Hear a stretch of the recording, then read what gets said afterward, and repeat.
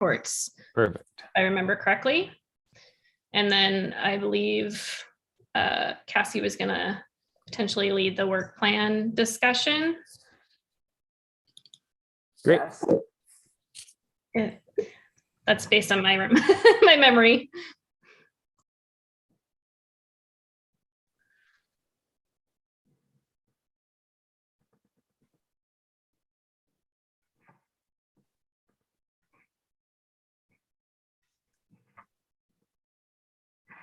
All right, are we good to get started?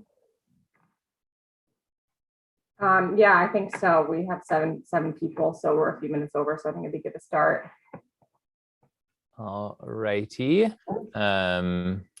Just have to open up my list of committee members to do roll call. Welcome everybody to the January 13th meeting of the Environment and Climate Committee. We are going to start with a roll call. So just say if you are here. Bill. Howdy, Bill. I'm here. Covey. Here. Kelly.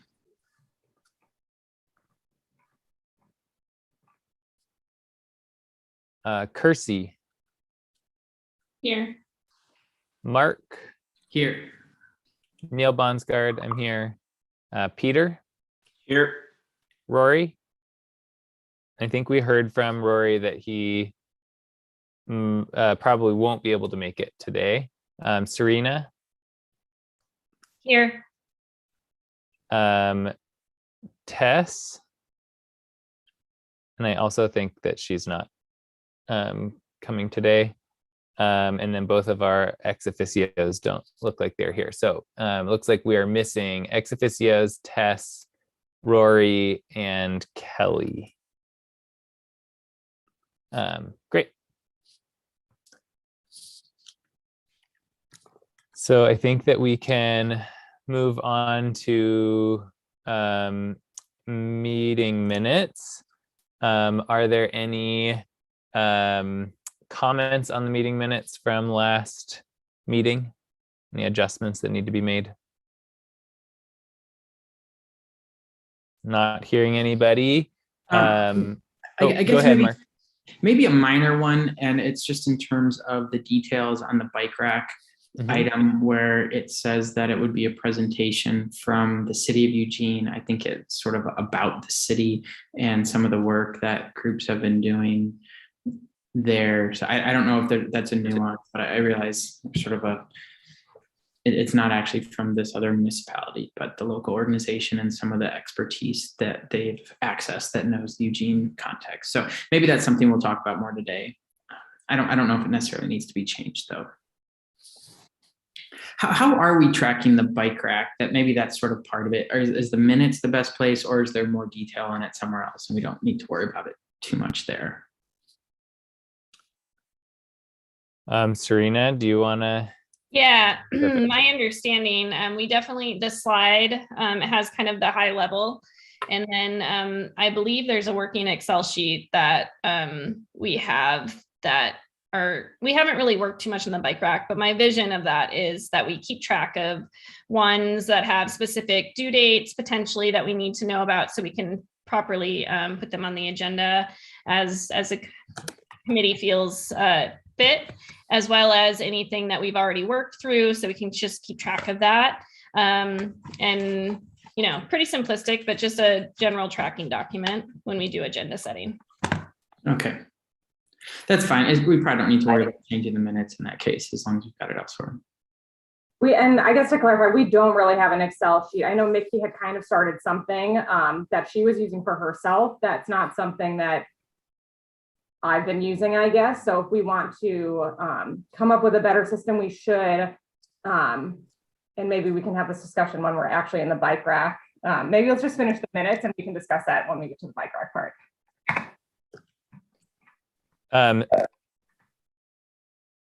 So did we want to make that change, Mark, or are you happy with the minutes as they're written? I think it's fine, as long as, maybe I'll just bring it up when we get to the bike rack again. Okay. Well then, would be willing to entertain a motion to approve the meeting minutes. Silence that kills. I'll make the motion. Okay, Bill makes the motion. I'll second. Kelly seconds, and raise your Zoom hand.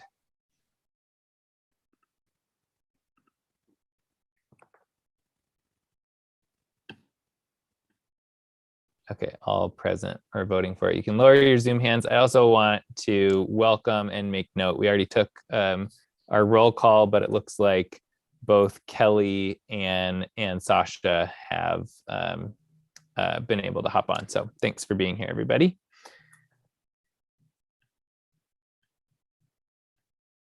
I think we're ready to hop to public comment.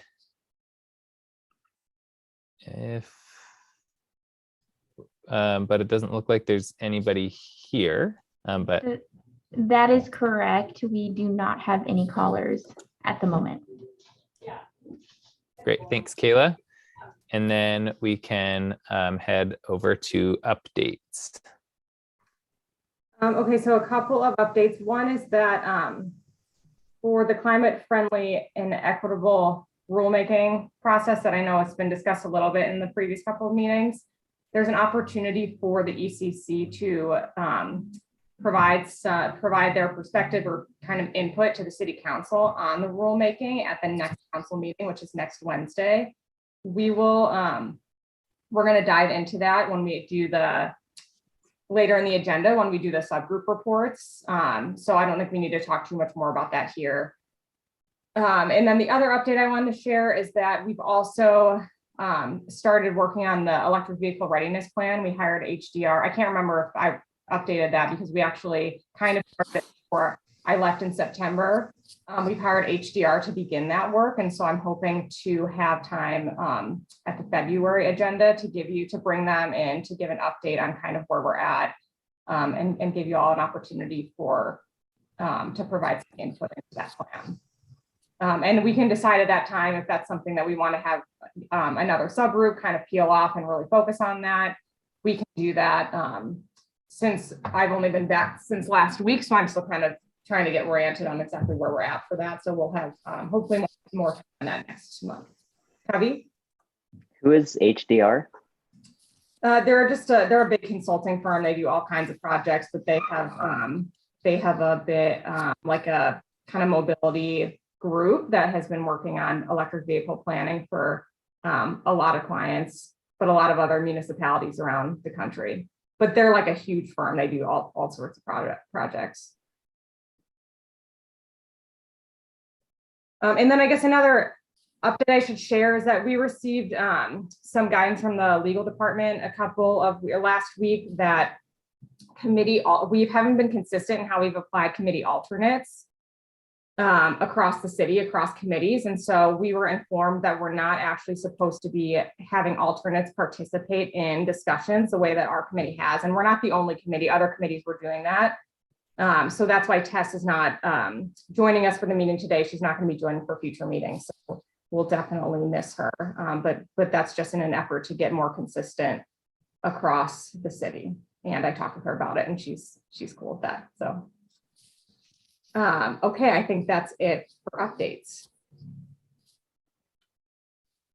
Great. We can jump into the bike rack.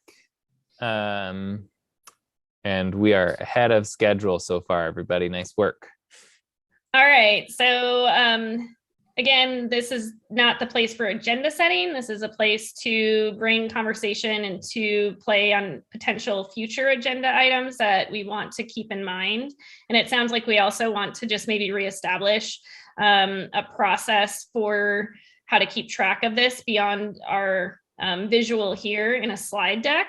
As mentioned, we did have something, Neil and I had worked with Mickey on just kind of a tracking sheet on agenda items, and that included bike racks. So I want to just open up the table to talk about if anyone has anything they want to add to the bike rack. And then after that, we'll just maybe spend a minute or two on any ideas anyone has for the process and going forward when we start actually engaging with agenda items that include bike rack.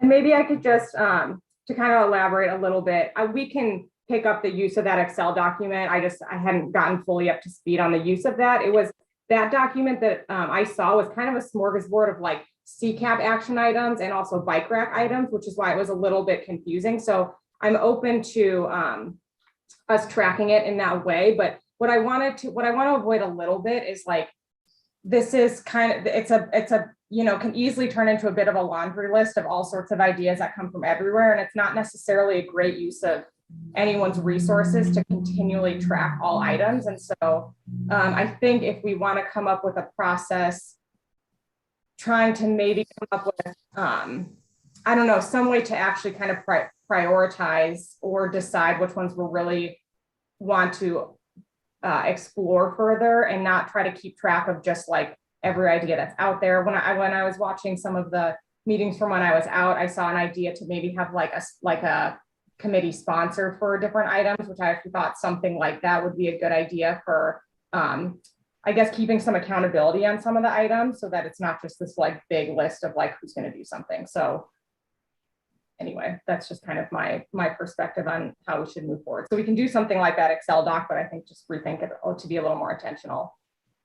Yeah, thank you, Cassie. And yeah, my intent wasn't to mean that we had to track every detail, just, yeah, some sort of order and prioritization similar to what we mentioned in previous meetings.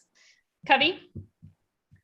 Yes, so I just want to chime in there. I think I had brought it up in the previous meeting, and I think the minutes currently reflect that it says member Choksi to work with the chair and vice chair on the bike rack sponsors process and follow up with the ECC at the January meeting. I unfortunately did not get a chance to work with the chair and vice chair on that before the meeting today.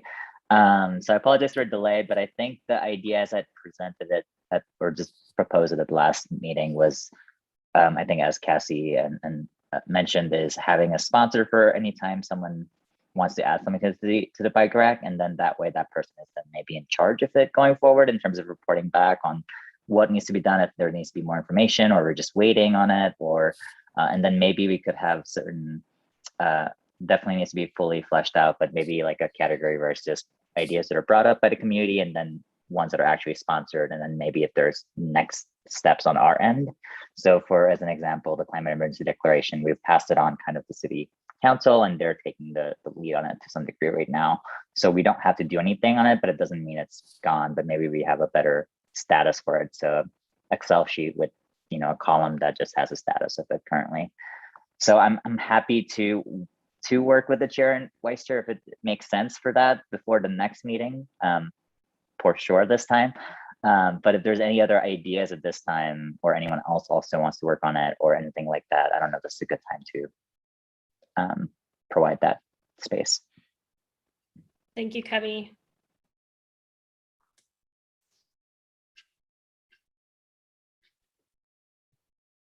So are there any, Bill? Yeah, I guess I think that's a good idea. What you just described is kind of something that's keeping a status on it. It almost seems like this list is just going to keep growing. It's kind of, we're end up having, you know, 2 pages of presentation here pretty soon. But it's like, is there a process where we can say, well, I think this one needs to move forward, and here's why. I mean, sometimes things rise to the top because of outside events, and suddenly we have to address one of these topics. But otherwise, it's just going to be a list that doesn't really go anywhere unless we decide. And maybe we need a little process where during the bike rack, we ask if there's any of these that need to move forward on the agenda, and then they can be moved into the agenda when we set it at the end. Do you know what I'm saying? I mean, I just think it's something really important right now on this list, and if so, we should put it on the agenda. Yeah, I think that's part of what Covey was trying to create with that sponsorship, and just having some accountability with some of these topics. I believe some of these are on here because of community representation that, wanted to keep track, or just emails, public comment, that sort of thing. So they're on there. So if it makes sense to talk about a topic based on some priorities that we're already working with, I agree fully that we need to further integrate what this bike rack role is in our agenda setting and our prioritization going forward. So if you want to be part of that conversation, Bill, with Covey, and Neil and I we can talk through a more efficient way with minimal accountability in terms of the city side to keep this rolling forward. Sure, I'll participate. Yeah, it's like the sponsor might be the one who decides that they want to put it on the agenda when they think it's appropriate. I don't know. Yeah, I think that's part of it. It's just right now it's somewhat ambiguous in terms of what we're trying to intentionally do with these topics at the moment. Mark? Yeah, well, Cassie, correct me if I'm wrong, but isn't the assumption that is sort of the specified responsibility of the chair and the co-chair, that they get to set the agenda? And so to some extent, that's in your hands, and the rest of the committee, we can advocate or suggest, but you've got a lot of costs and burden and time responsibility. And that's one of the perks, is you get to help decide.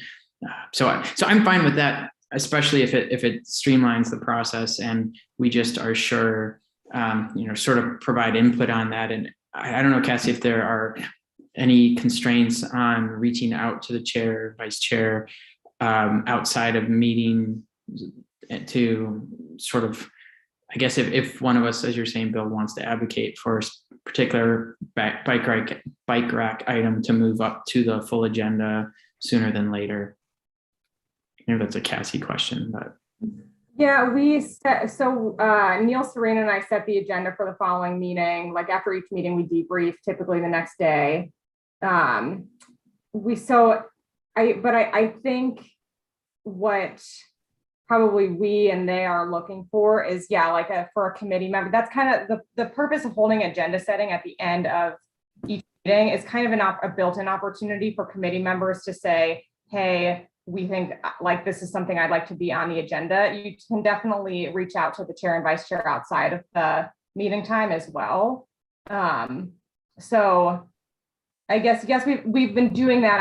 We have not explicitly been trying to integrate these bike rack items into the agendas, largely because we've not even really had time to get through the CCAP stuff and the other stuff that's been a priority so far. I think that's been the biggest barrier to the bike rack. But Mary, I know you were going to chime in with something, so I kind of wanted to hear. Well, as I look at these, they fall into different categories for me. Like some of them, like tree code, for example, that's going to be on the council's going to do another goal setting because council has added items to their goals.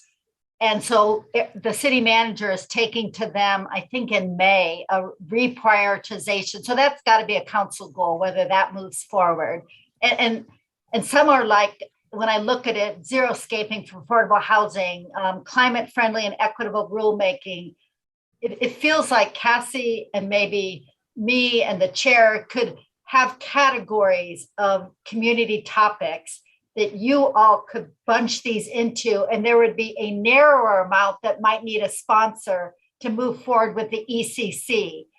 The COID property sale, we recently gave a fairly detailed response from Claire, who was our person that works with council on that topic and what is the latest on it.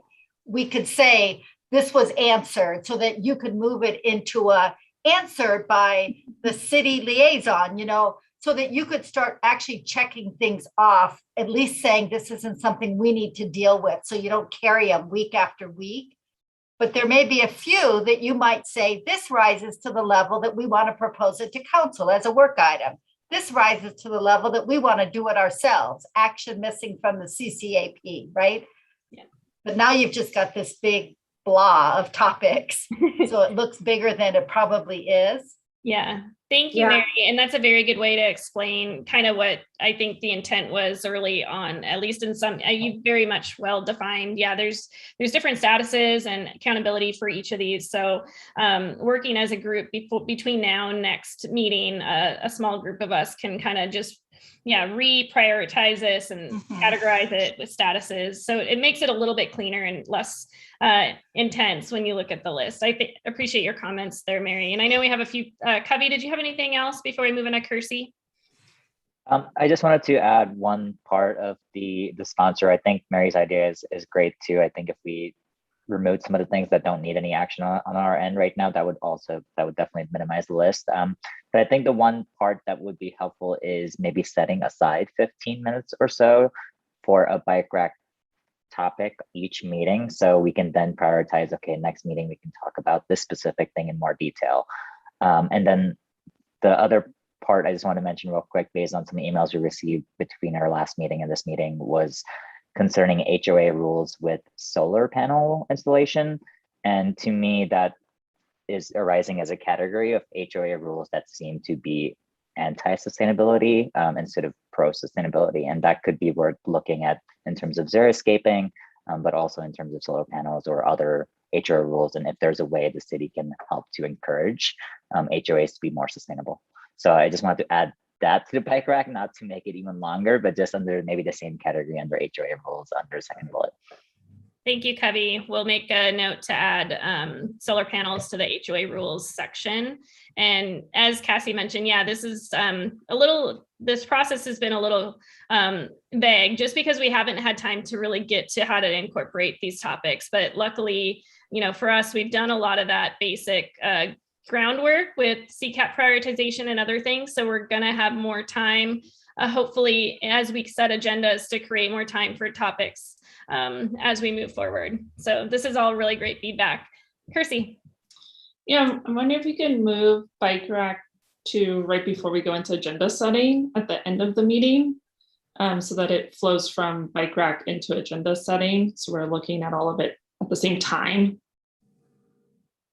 I'm open to ideas. I think initially we had it as bike rack in the beginning, just, for any open items as people come into the meeting, as well as right after public comments. So if there's things that we wanted to add, I'm open to whatever. I think that's the mentality of it early on, but any combination of how we add it to the agenda is not something, I'm not too concerned with that. So whatever anyone else thinks, if there's a consensus on that, I'm fine with moving that if it makes more sense for people in the process. Yeah, I think that made sense as we were building our list. And now that we have a list, we need to look at it with agenda setting.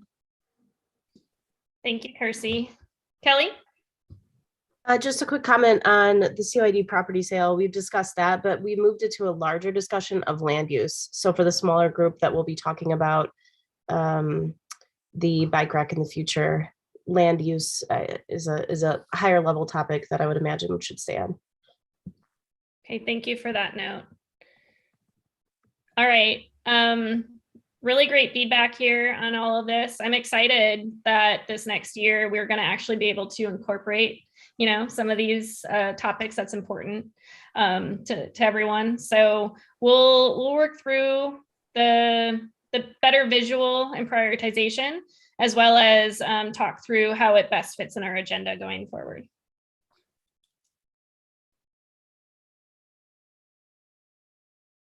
Thank you, everyone.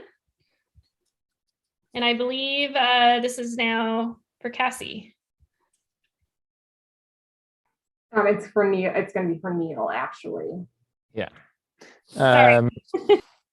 So we've been doing this for a year now. Congrats, everybody. I mean, a little bit longer than a year, maybe, but there weren't elections. I don't know, somewhere around this time.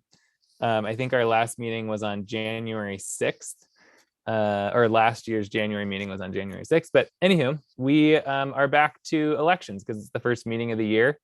So we have, as was mentioned in the meeting last month, we had a nomination process that where people sent their interest to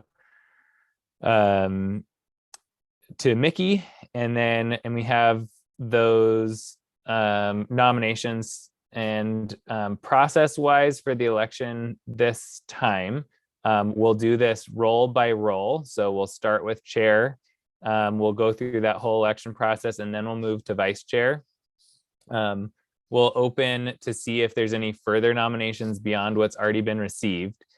And if everyone is okay with this, the note that was in the agenda was that it was based on the first nominated gets voted first, but since we didn't have really a chronological nomination, if there's more than 2 people for a particular role, then we'll do a roll call vote. So that means that I'm going to call on each member. Oh no. Are you all still there? Oh, I just Okay. unshared my screen. Okay. Everything disappeared from my screen. I thought that I lost it. Okay. So we'll do a roll call vote, which means I'll call on each member.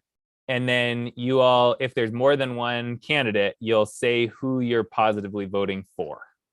And then we'll move on to the next person on the committee, and then we'll have a voting total from that. Bill seems confused, so I'm going to start over again. So if we have multiple candidates for a role, we will identify who those candidates are, and then we will do a verbal roll call vote. So I'll call on each member of the committee individually, and then you will say who you're voting positively for. So candidate A has my vote. And then the next person will say candidate B. We'll go through everybody. That way it's better recorded than our other voting methods. We typically aren't able to see who's voting for who. Does that process make sense to everybody? Is everyone cool with that process? Yeah, thanks for clarifying. Yeah, great. Thanks for your facial feedback. Okay, so we will start with the chair role. I'm going to get the language up.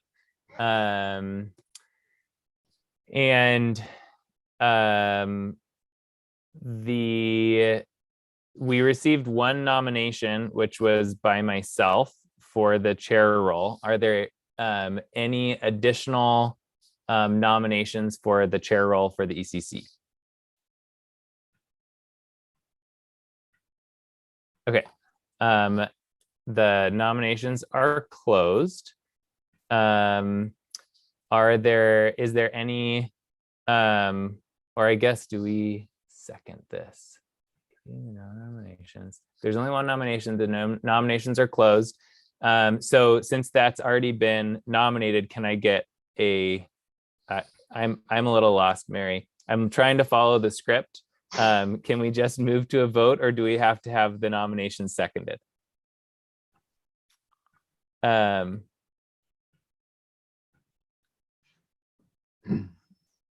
You can just move to a vote. Okay, great. So we're going to move to a vote. I am going to go back to I'm going to do this based on what's on my screen. So this would be a vote in favor of myself for chair. Kelly? I'm voting in favor. Peter? Agree. Serena? I agree. Bill? Aye. Kersey? I agree. Mark? Agree. Covey? Agree. Oh, and myself. I agree. Wonderful. That's the 9 people present. Motion carried. Thank you. So we will now move to the co-chair, or sorry, the vice chair role. And we had 2 nominations for this position, Serena Dietrich and Bill Welsh. Are there any other nominations for this role? And do both, well, I guess you both nominated yourself, so you're going to consent to your nomination. Is there any other discussion before we move to a vote? Okay, great. We're going to use the same order, so you know when you're going to be voting. And so this would be, since there's 2 members, you're going to vote for who of those 2 candidates you are voting in the affirmative for. Serena or Bill. Kelly, Serena? Peter, Serena. Serena, I will vote for myself. Thank you. Bill, I have to vote for myself, or I shouldn't have put my name in. Kersey, Serena. Mark. I don't know if we're allowed to editorialize. I really appreciate, Bill, your contribution and appreciate the nomination, but I'm voting for Serena for continuity. I don't know if you're allowed to editorialize either, but sounds good. Covey Serena. and Neil, Serena. So with a vote of 8-1, Serena will continue to be co-chair for the next year. Congratulations. And thanks everybody for this process and for the opportunity to do this for another year. This is Kayla. Sorry, you said 8-1, but we're missing Rory. So I believe it would be 7-1, just to correct. 1, 2, 3, 4, 5, 6, 7, 8. I count 8, or I count 9 of us here. Kelly, myself, Peter, Serena, Mark, Kersey, and Covey. Oh, that's only 7. I was counting Cassie in my 2 lines. Thank you for that clarification, Kayla. It is 7-1. Awesome. Thank you. Yeah. All right.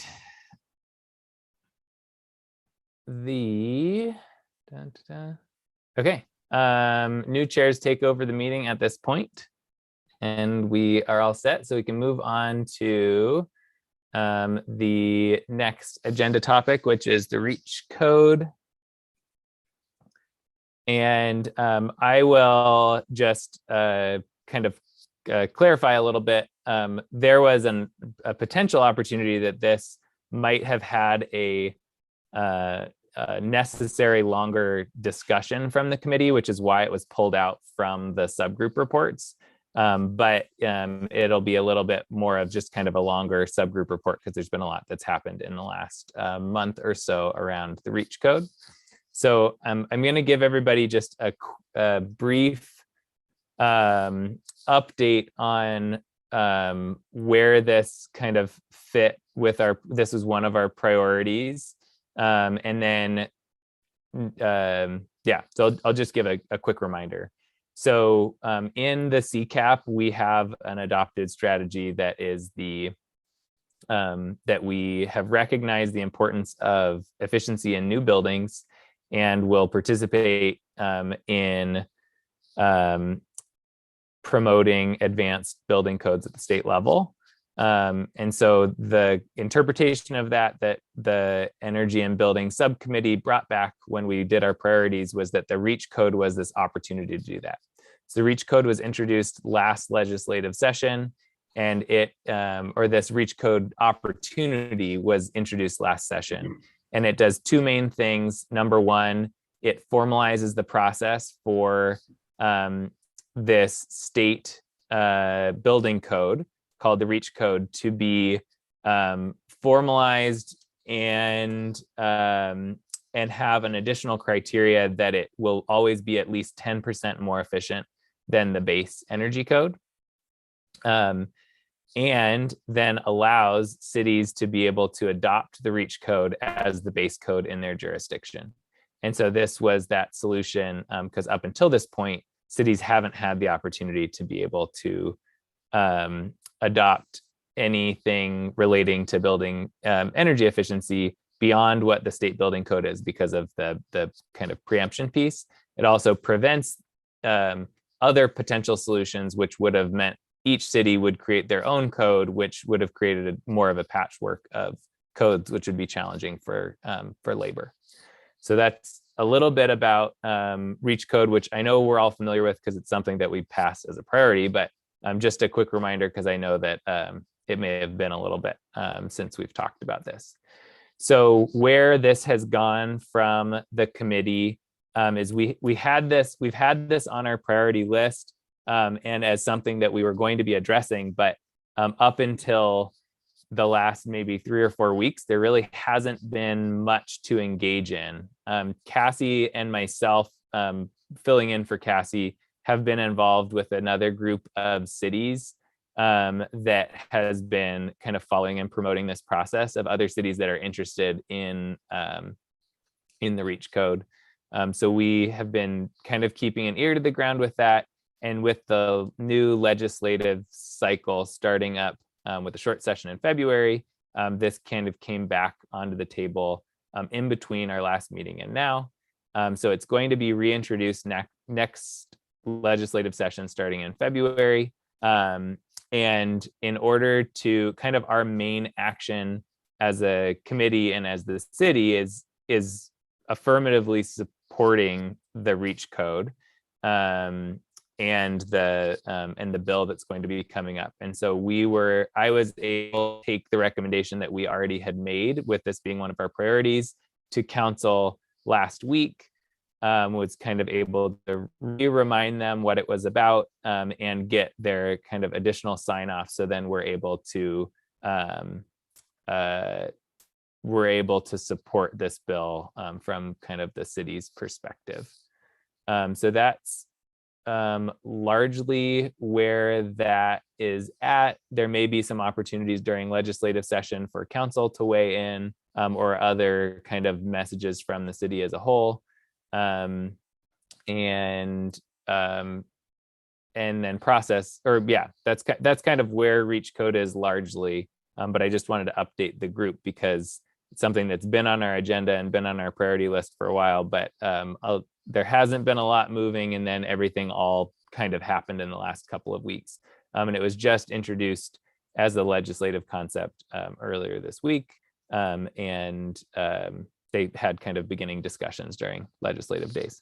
So that is where the REACH code is at. Are there any questions, or is there anything else I'm missing, Cassie, with that? No, I don't think so. That was a good summary. Okay.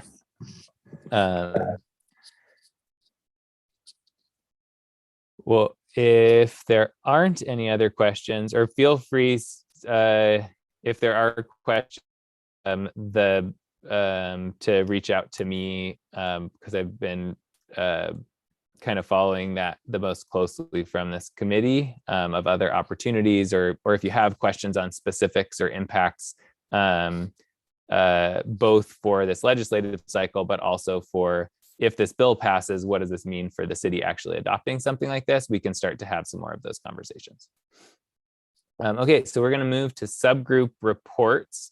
And Serena has this one, and we have time in our agenda, folks. So this is this is a little weird because we don't have an hour-long piece in the middle of it, but there's actually time in the agenda, so we can have some more discussion about some of these things too, if there's committee report outs that people have questions about. Go ahead, Serena.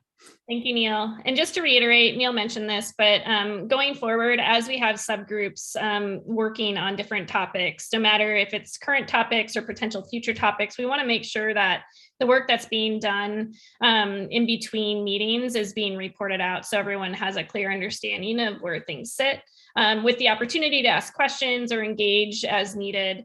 So, and then at times with certain topics becoming more than just a report out, potentially they'll get set into a specific agenda item. But as you guys work through your subgroups, just know going forward, this will be a constant, reoccurring topic as much as possible in every agenda. So we're going to start with the home energy score, and I'm going to turn it over to Peter in just a second because he's going to report out on it. We've had several meetings, one to kind of just organize ourselves as a group and understand what we should be doing. And then so far we've met with 2 stakeholders, the Environmental Center, as well as Central Oregon Association of Realtors. And right now we're just in the discovery and research stage. So I'll go ahead and turn it over to Peter to give a high-level overview of what's been done to date. Thank you. The home energy score, I think just real quickly, so we're all on the same page and talking about the same thing. That is a proposal for a document called the home energy score that would need to be attained at the point of listing a home during the real estate transaction. And this, like the name implies, that would give during the transaction, another data point on what the energy efficiency metrics are of the house. It also suggests improvements that could be made to improve that score. So that's the general idea. We heard so what we want to do is get stakeholders to tell us their positions, and we heard two great presentations from folks on what turns out to still be different sides of the issue. So we heard from the Government Affairs Director of the Real Estate Group, Realtors Group, Central Oregon Association of Realtors. And what was interesting is he said his position that he lobbies for is directed by, they have a Government Affairs Council. So they're the ones who provide him his information for his position. He basically presented 4 key concerns that they have about requiring. So he started with the fact that they are all for a voluntary home energy score, but they are very much against a mandatory home energy score. So the 4 key concerns they had was the cost impact on a real estate in Central Oregon, because it's already so high as we know, and that would be an additional line item to the overall transaction. Second concern was around affordability and equity, how it would impact different transactions, different price points, different people's ability to get homes. The third one was a stigma that would come with getting a home energy score for the houses that are older and don't do as well. It might depreciate their value. And then the fourth was a logistical one that was about the capacity, if this were mandated, if they would be able to get enough folks to do the actual scores and get them in time and keep the process moving forward. The fifth one that was interesting, and maybe Mary can give some insight. It wasn't one of his concerns, but he said that the CCAP said that it was supposed to be all voluntary measures, and so they weren't sure how we were even discussing making this mandatory, like whether we could do that or not. Kind of slid that one in at the end, which I thought was interesting. That is interesting. I mean, it's an easy enough amendment to I have to go back and look. It was controversial. You'll remember that, Cassie, the last time around, and was directly in front of council, and that was council's compromise. So that may be true, that the right answer isn't why are we discussing, but maybe what is the process if council wants to change it for changing the policy direction, which is just an amendment by a new council. Nothing is carved in stone. It can be changed, but if it was going to be non-voluntary, that would need to be changed. I'd have to go back and look at the language of the plan and how we adopted it, but that may be true. And there may be other amendments you all want to make. I feel like I've heard other updates you want to make to the plan as well, which would be a good thing to bring back to council eventually anyways. You have a completely different council right now. And what I recall as the language around that was that because the proposed climate action plan, the proposed CCAP set a mandatory time of listing program. There was a discussion that ensued, resulted in a change that said a home energy score program. Yep.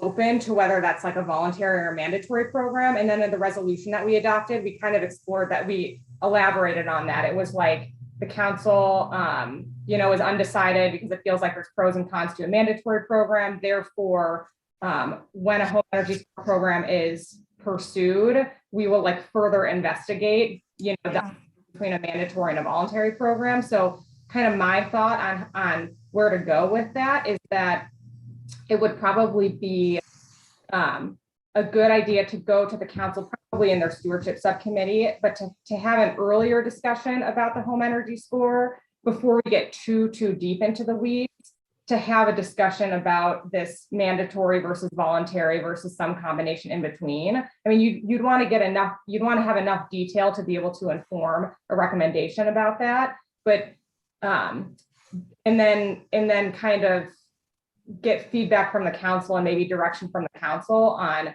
which one to pursue. Just because if this committee decides to pursue a mandatory program or over a voluntary one, for example, like what happens next is a ton of work. So we don't really want to go too far down that road without knowing that the council is aligned. Plus it's in entirely different processes that we could follow if we're going to develop an ordinance versus developing some kind of voluntary program, which would be like an educational type of program probably. So that's kind of my thought on like that part. But he's not wrong that the initial language around the climate action plan way when the original resolution was adopted was that we were relying on voluntary action, but it was not like it can only be voluntary action. So then that was kind of the controversial bit when the plan was adopted. And then that's why they kind of like neutralized it by saying like neither one nor the other will explore this further. So at the time you all are making a recommendation about it, we need to be like explicitly exploring that further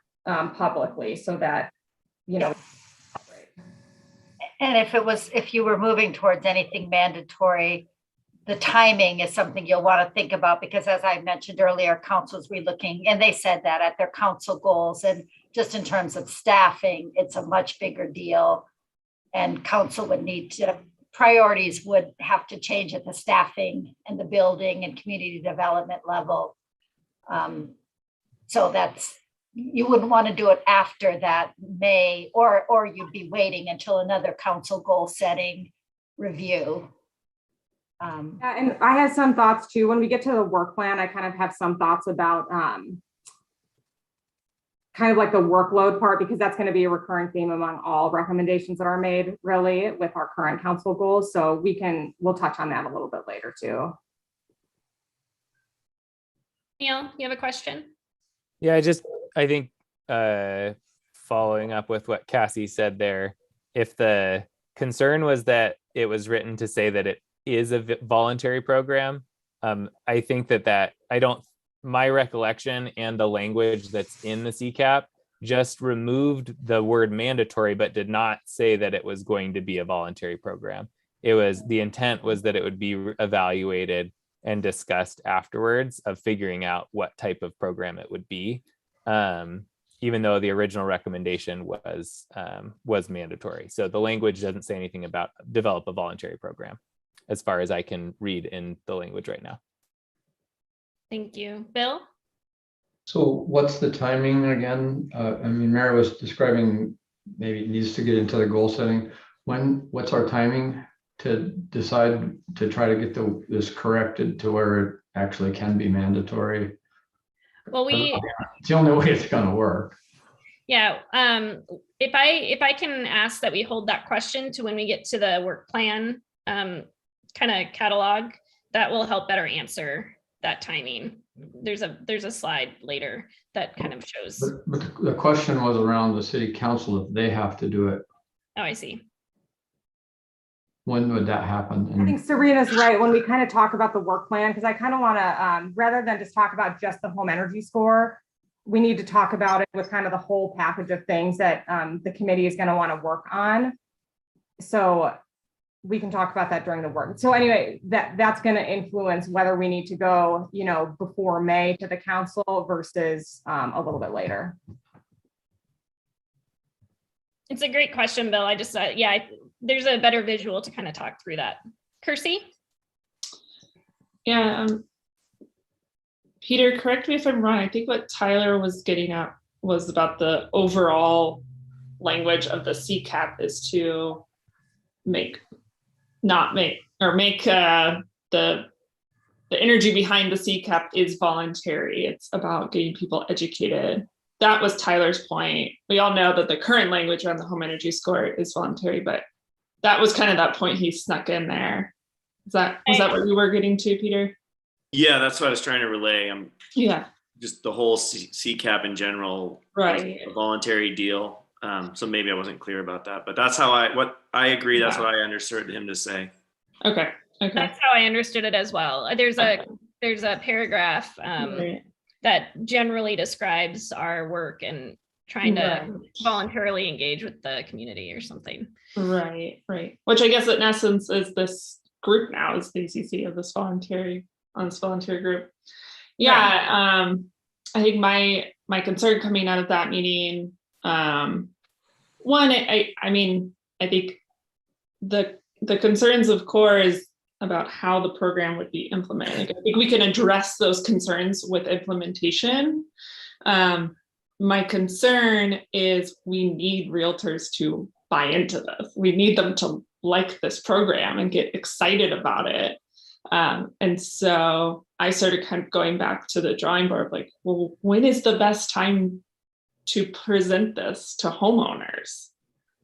Because if realtors aren't getting it, we need to educate them, we need to get in front of them.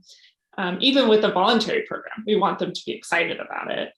But really trying to think outside the box that we're kind of in right now with the home energy score. What are other opportunities we can take to get in front of homeowners, like right now while they're living in their home, to get the score in front of them? So those are just some of my thoughts after those meetings. Thank you, Kirsty. Covey, you have a question or a comment? I do, and I don't know if this is the best time or place to share them, but just a couple thoughts. The first one, which I've mentioned with my subgroup a couple times, but just to kind of share it with the full committee as well. I am on the home energy score subgroup. Is I keep kind of mentioning it this way, but I just want to make sure we don't kind of get caught up in this voluntary versus mandatory kind of two-sided kind of way of looking at it. I think I keep trying to make sure that I'm at least coming back to looking at it. How do we get to adoption of this program to whatever percent we want to, 95%, 99%, whatever the goal is, in terms of the goal of the program in a common kind of, the way I look at it is to get more homeowners aware and have the information on their homes, and also know what upgrades are possible, and hopefully encourage more of those upgrades, which ends up reducing carbon emissions and hopefully saving them money too. So I think if we start with that and then we work our ways to how do we get there, and maybe it's not necessarily mandatory, maybe there's some kind of incentivized program we could do where, again, I don't know the specifics how this would work in terms of implementing it, but maybe there's the average cost of a home energy score program in Portland is $125. So maybe we say there's a $250 additional cost anytime you're selling a home, but if you sell it with a home energy score, you don't pay that. And we incentivize it and get to 100% adoption through a non-mandatory program, if that makes sense. So I just wanted to throw that out as some ideas as we look into the best way to get to that 100% adoption, so we don't just get stuck into kind of the battle of what we went through last time, I guess. And then the second part I do want to also mention is that about 30 to 40% of people in Bend are renters, and the home energy score program would not impact them in any way.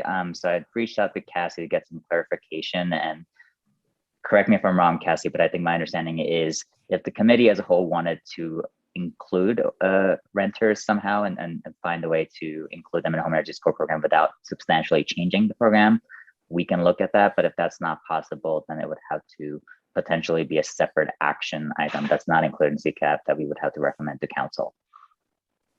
Does that cover it, Cassie, well enough? Yeah, I was just saying, Covey was making the point that the home energy score wouldn't cover renters, and my response was that it's possible you could design a home energy score to cover renters. I know that other, the time of home sale listing wouldn't be the mechanism, but there's probably other mechanisms, and I know other cities have looked into it. I don't know where they've fallen on it, so that's some research we could do. So that was my comment, is that it could be integrated. If it was not integrated, Covey was asking what the plan is to bring that type of program to renters. And I said, my response was that, well, that would be a different program. So then therefore that would be a different initiative that would need to be brought up the same way any outside initiative would be brought up. Thanks, Cassie. So, and I guess just to wrap my point with that is that I do want to make sure that we're not treating one group as more important than the other. So I think at least from my perspective, as we look at implementing home energy score program, I just want to make sure that homeowners are not being prioritized over renters, for example, and like that. So if you're able to make sure that everyone is getting the benefits of the program, in terms of reducing carbon emissions and reducing energy costs. I want to see if we can make that a priority for including as part of the home energy score program. Thank you, Cubby. Neil? I'll just make a quick note on that. I think where the value in the home energy score is the amount of work that happens right after a home sale is where there's the biggest opportunity for projects to either fit in with financing. So it can affect the sale of the sale of the house. So then people recognize what they're getting themselves into. And all houses are bought and sold, whether they're going to be owner occupied or rented.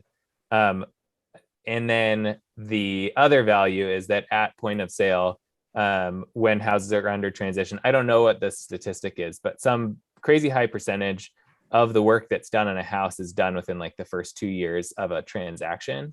And so that's part of the value of a program like this, and why others have landed on this, is that is when that information is the most salient and valuable. The challenges of efficiency in renters is a huge nut that I have also tried to people have been trying to crack for a long time, because if you look at commercial space and residential space, over half of the square footage in America is rented.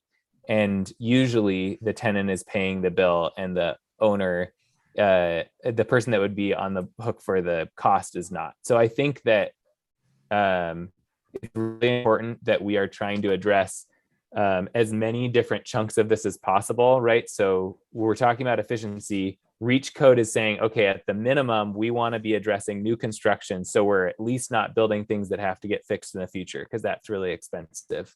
Then we're taking a stab at, okay, let's look at existing buildings. What's our biggest opportunity to address existing buildings, provide that information in a way that's actually actionable. And so this is one way of jumping into existing buildings that could tie with additional incentive programs. And then the other really big point that's really important for Covey, that Covey mentioned, is that still only works in places, it can have more of an impact on owner occupied and will have less of an impact on rented places. Because if somebody's buying it, the same barriers will still apply. And so I think that that's a recognized blind spot, is, none of these programs are going to address everybody. New construction is going to disproportionately impact higher income individuals that are buying newer homes. But we have to look at all of these pieces in step and recognize that, if we're missing a chunk, then we need to build a program that's specifically addressed to that. So I'm happy to brainstorm further, but just wanted to add those notes.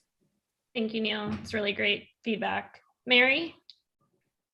Yeah, I'm just looking at the resolution adopting the community action plan again. And Cassie was exactly right. I actually helped draft this darn thing and had forgotten about it. And there is a lot of flexibility. She gave the history that it was mandatory. Council got tons of emails. And then the one thing I just wanted to remind you that we did say that a program could be voluntary, mandatory, or a pilot program, which is a technique that Ben likes to use. If we're not sure that we want it to be mandatory, we say we're creating a pilot program. So this program is only going to be for 2 years or 1 year, and we're going to see how it goes. And we actually put that in the ordinance. The council has to revisit it. And you could even say it may become voluntary after that. So I'm just putting it out there to make sure you keep that option in your minds, that it is a way of being less alarming, because it doesn't feel like it's forever. You have a time limited, we'll see how it goes pilot program. Thank you, Mary. It's a great refresher. I'm going to go to Bill, and then I'm going to ask Peter if he has any other comments, and then we're going to switch it up to another subgroup. Go ahead, Bill. Oh, thanks. Yeah, I was thinking this is kind of an update, and we're actually getting into a pretty good discussion about it. But I just was curious on the other cities that have adopted this, mandatory or voluntary, and why is one question I have. And I think they're mandatory, but I'm not sure of that. And the other thing, that there was one of the arguments, one of the concerns was a stigma about that might depreciate the value of homes. Well, the opposite is true for an energy efficient home. It would actually increase the value potentially. So there's, and then they're 6%, they get more that way too. But so I just think it goes both ways. It's not just depreciating the value of homes, it's actually increasing the value of the homes that you want, the actual outcome you want to have. So I don't see how, you can't make standards voluntary. So I don't see how you can make this voluntary and have it work. We can hem and haw, but in the end, if you want it to work, it's got to be mandatory. So and I know we got to move on. All good points, Bill. I'm gonna let Peter talk through that, and then we'll move on to the WaterWise subgroup. Cool, thanks. That was exciting. I was just trying to report as honestly as I could on one of the presentations. The other side of that on the report out was a presentation by Lindsay Hardy representing the Environmental Center, who I think is one of the probably leaders on understanding, researching, and consolidating information on home energy scores. So the big idea of the home energy score, this is what I got from her, is that it's kind of like the miles per gallon analogy if you go to buy a vehicle. So no matter what, you're getting a sports car, a pickup, or a clunker or something new, you look and you can figure out, hey, it's 10 miles per gallon or 50 or whatever it is.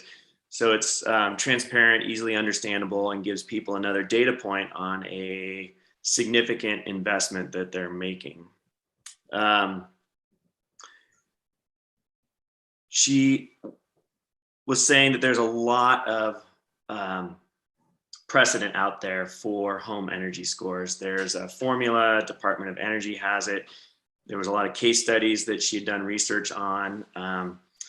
So Bill, she did give a couple different case studies. Denver did a voluntary one, and I don't remember the numbers, but basically no one did it, except the people who have really cool houses are into it anyway, and they can already do it now. Austin required it, and the uptake was something amazing, over 80%. What I found interesting about the presentations, having been involved with this issue for quite a while, was that the concerns raised by the representative from CORE were kind of the same hypothetical concerns that they had given, I think, 3 years ago. And what I thought was interesting about the presentation by the Environmental Center is that they have got a significant amount of research and data in real time on how the programs are playing out. So we don't have to guess about whether these concerns are going to happen or not, because it's out there. I was disappointed that there wasn't more updated information from the Association of Realtors. If they really genuinely had concerns about this, I felt like they would have updated their research process and numbers on the programs that have existed for years now. They did say in a diplomatic way they're willing to talk more, but I felt that it was very much, that's their hard and fast position. They're against, unless we do something different and can reach out to their government affairs counsel, not necessarily the guy who's paid to represent them, but the council themselves, that they're not going to have a change of position or heart. So I did also find it somewhat amusing that they're now concerned about this affecting the affordability of housing in Bend when it's a $125 line item. I didn't see them rushing to the table to reduce their commissions, as the same exact house has gone up 20% year over year. So I find that concern a little disingenuous. The stigma with housing stock, I also find hard to believe.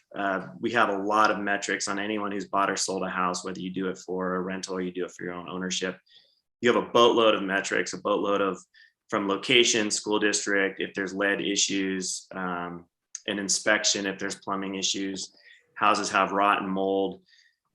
We work through all of those, and that impacts the score. So if you're genuinely trying to represent the interests of the seller or buyer, I feel like there would be a case for transparency in what you're actually making this massive investment in. So to be against that by the Realtors Association also seems disingenuous to me and against their own mission, which was interesting. If you look at the mission of the Central Oregon Association of Realtors to represent honestly and fairly the transactions they're doing, why on earth they'd be against one more important data score on an ownership of this magnitude is strange to me. Capacity of appraisers, that's a legitimate, like that's a logistical issue. Can this be implemented? Again, Lindsay addressed that quite effectively, that using the market-based system, they had more, the cities that implement this have more inspectors than they need come on board. They actually have a weeding out process that people who can deliver the best home energy score at the best price end up, it consolidates. She had examples of groups that were already ready locally to start doing this. So I appreciated the thoroughness, because if it was something brand new, these concerns could exist, but it's not brand new. And there's plenty of research out there to address the concerns and allay them. So that is my report out on the two presentations. Thank you, Peter. Councilor Campbell?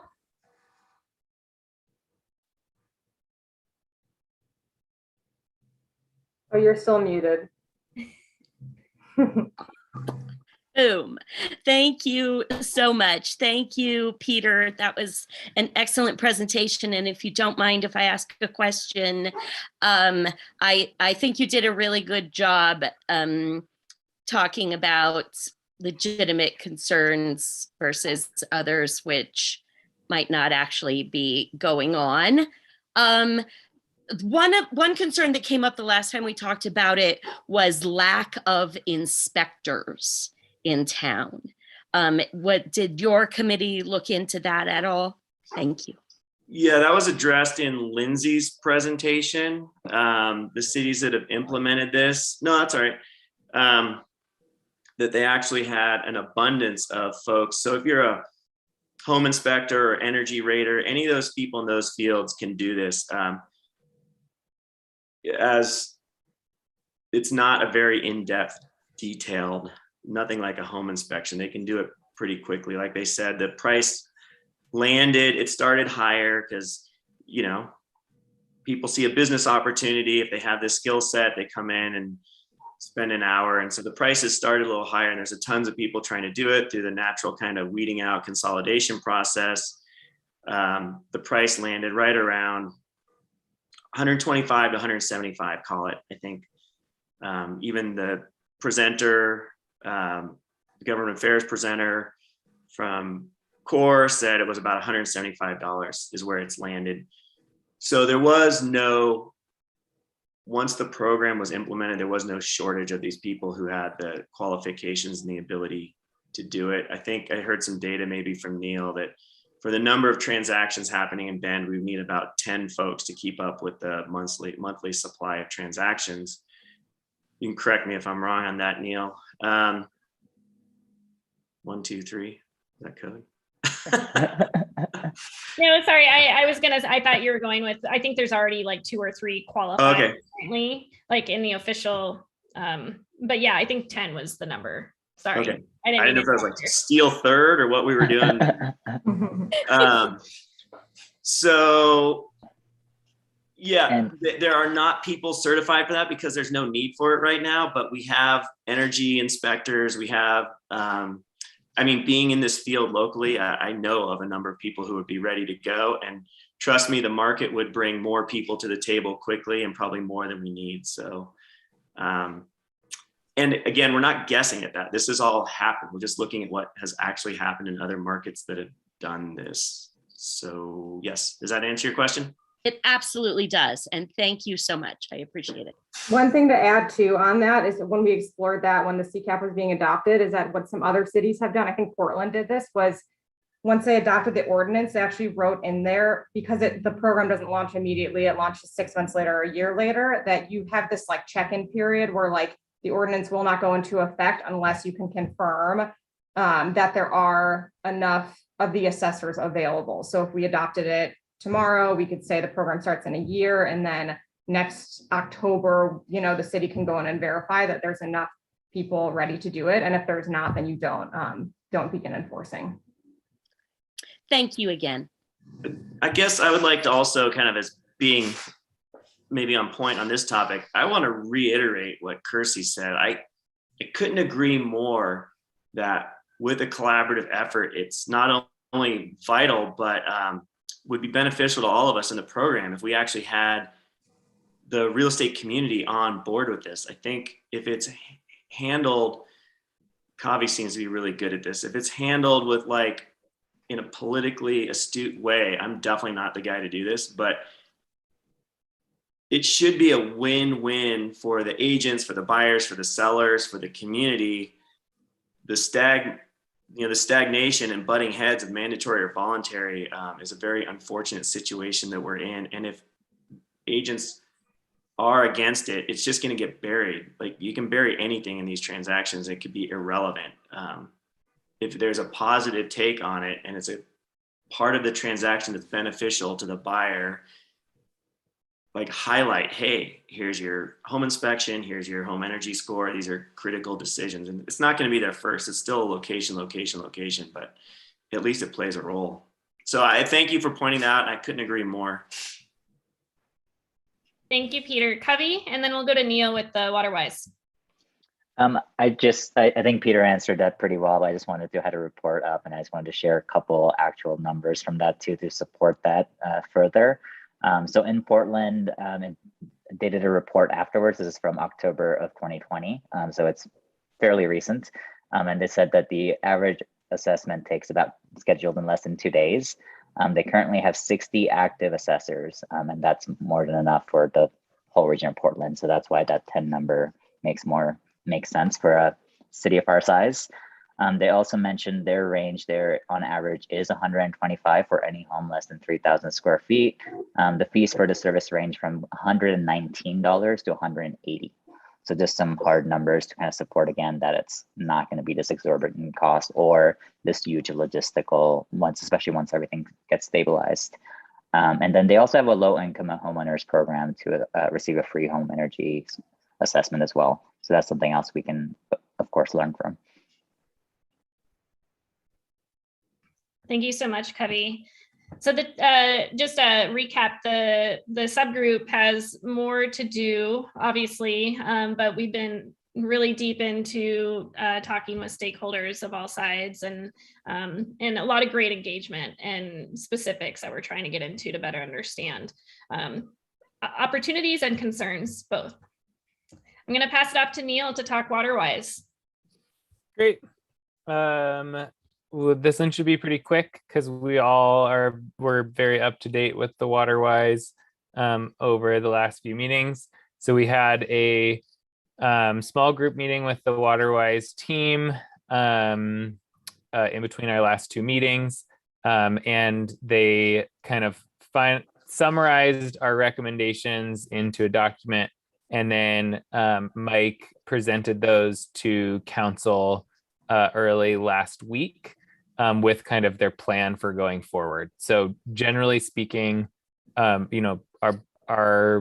notes and comments were summarized well, and the process wise, they will be starting that technical advisory committee. And I know that there is some interest from people on this group of being a part of that. So it's kind of staying apprised to it. And I think that that's there's some good synergy there. So pretty easy update. I don't think we're going to have any other updates until that opportunity comes. And then if there's anything that, that person would want to report back on. But generally there was some good discussion from council too, of just questions of what would be included and kind of where we can go from there. So things are moving forward. Thanks for everybody's support on that. I know Mike was very pleased. Thank you, Neil. Mark, do you have a comment or question? Yeah, just a question from your conversation with council, Neil. Was there any discussion of the voluntary versus mandatory issue that we talked about quite a bit? Yeah, I think there was, Mike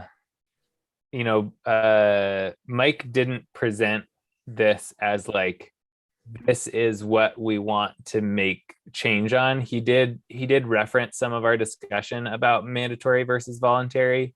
And I think mostly summarized that, or my recollection is that he mostly summarized that to say, these are the types of, these were the types of issues that were discussed by the committee. These were some of the questions that were asked. And these are so we will be evaluating a mix of solutions, including mandatory ones, with the technical group. So he kind of passed that through there. And that was, so I think the answer is kind of yes, but it wasn't like a definitive, this needs to be mandatory. That's what they said, and that's all we're going to be looking at.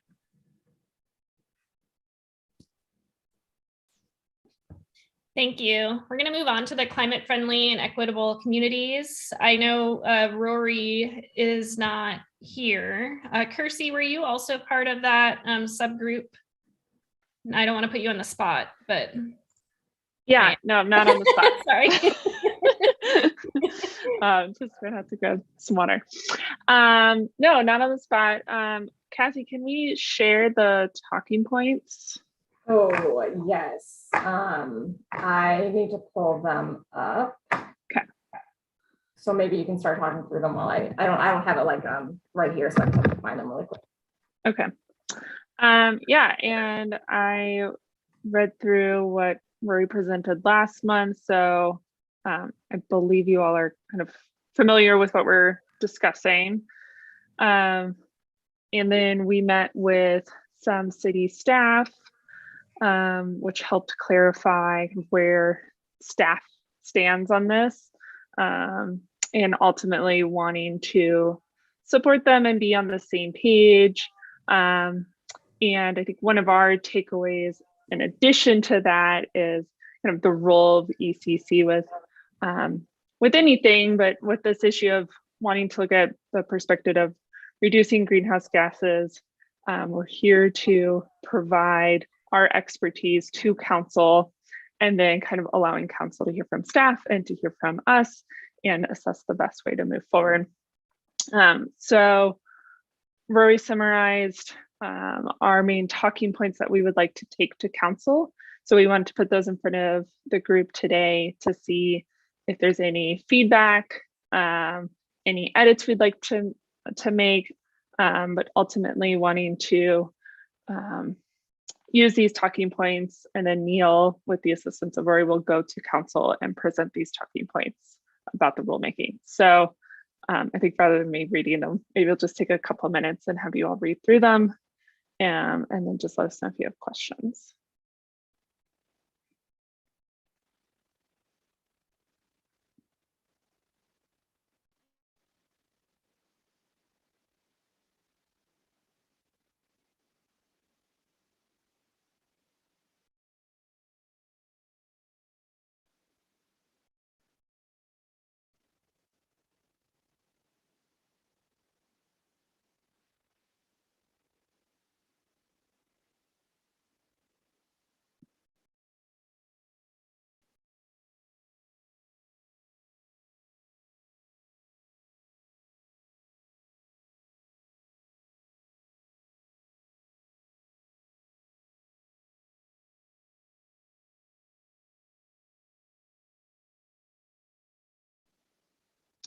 Any questions coming up?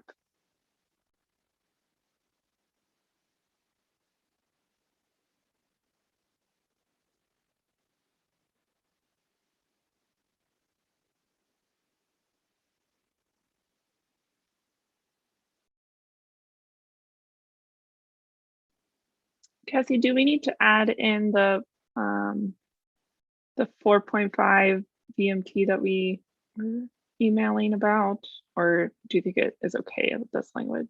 That's up to you guys. I think the language, what Kirsty's referring to is that the proposed talking point was that the existing TSP plans for a minimal decrease in VMT through the 2040 planning period, and we verified the actual number, which is that it was a 4.5% decrease in VMT per capita. So that's up to you if you want to call out the specific amount or not. I think with that clarified number, I think we can put that in there. I think we'll just have to email Rory and ask him to edit that since the way the document's set up. Yeah. But easy enough. Yep. Bill? Well, I like all that's in there. I just am curious. I guess I don't see anything explicitly about equity. It's included maybe Right. in CCAP. Right. Yeah, I I mean, my understanding when we spoke with staff, it was kind of like everyone agreed with how it's worded in the rulemaking. I was like, yes, move that forward. So maybe we can just clarify in this that we all support as written in the rulemaking. It was kind of a non-issue. It was all agreed upon.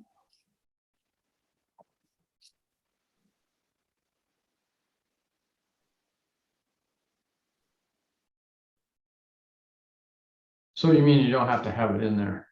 It's Maybe it's already been agreed upon. Yeah, I think the opposite was what I was trying to say is we can add a point in there that we agree with how it's written in the rule. That staff and those of us from the ECC subcommittee, we all agreed that it didn't need to be edited as it's written in the new rule. Okay, got it. Thanks.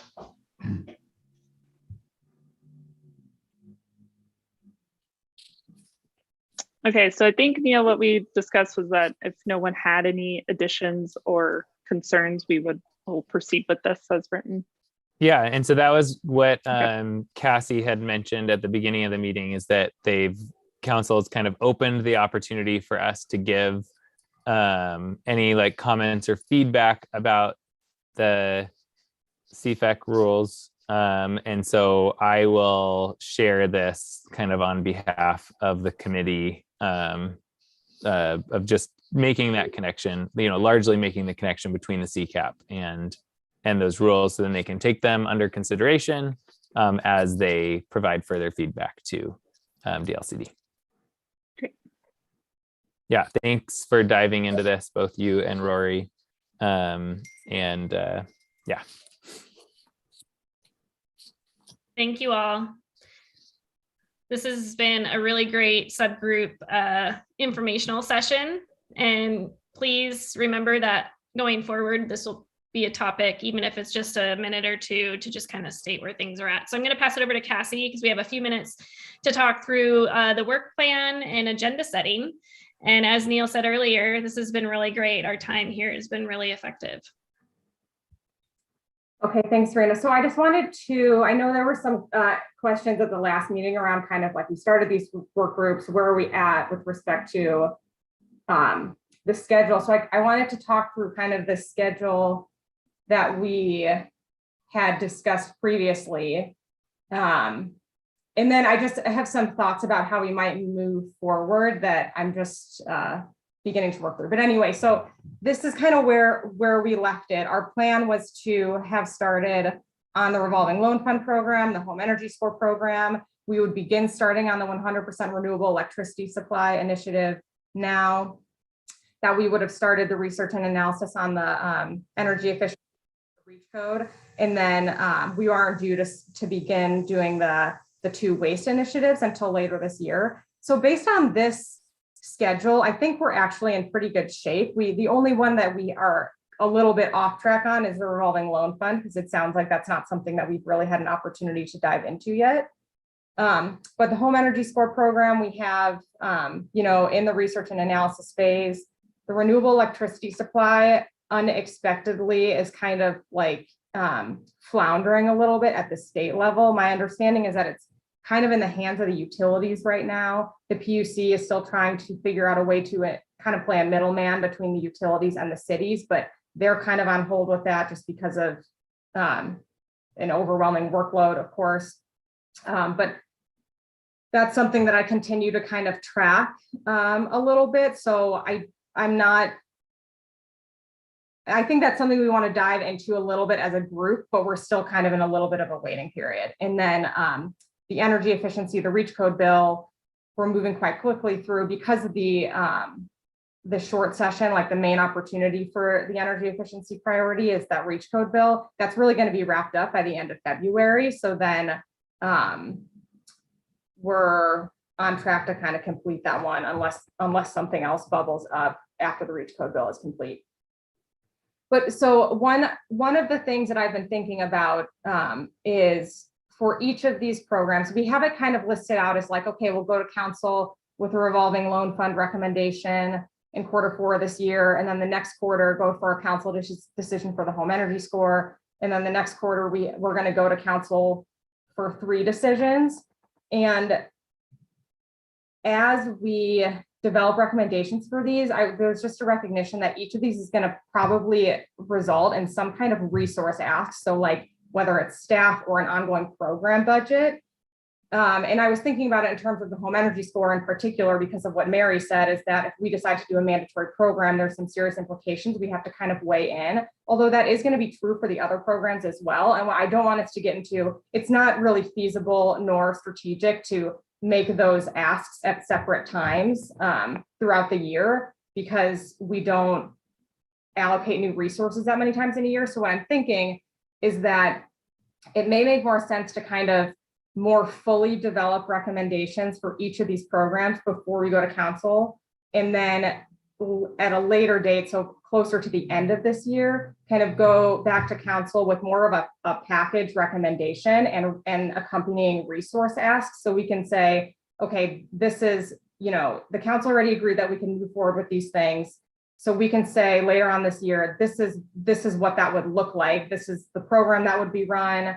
And then this is the staff that would be needed, but then we can kind of figure out what is the total ask. So if that's like one additional staff person and some kind of operational budget, then we can include that. And then that would also tie really nicely into, we'll be budgeting, doing our budget cycle beginning at the end of this year for the next biennium. So it can like feed nicely into actually resourcing that for next year. So like I said, I'm kind of just beginning to think about how this works, but I just kind of wanted to put that out there, that the way that I had laid it out for you initially, actually thinking about it, I think maybe doesn't make a lot of practical sense, because we're just going to run into that resource issue each time, and we should be thinking about it as a whole instead of separate initiatives, because the resources, it would probably be one staff person working on many of these things and kind of one like budget pool.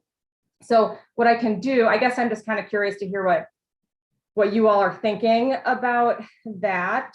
And what I can do over the next month is try to like flesh that out a little bit more and create more of an updated timeline and maybe a proposal for how we continue working through those things. But I'm just kind of curious to hear like gut reactions to that, and or just questions about kind of the work plan as it's been going so far, or like in the future.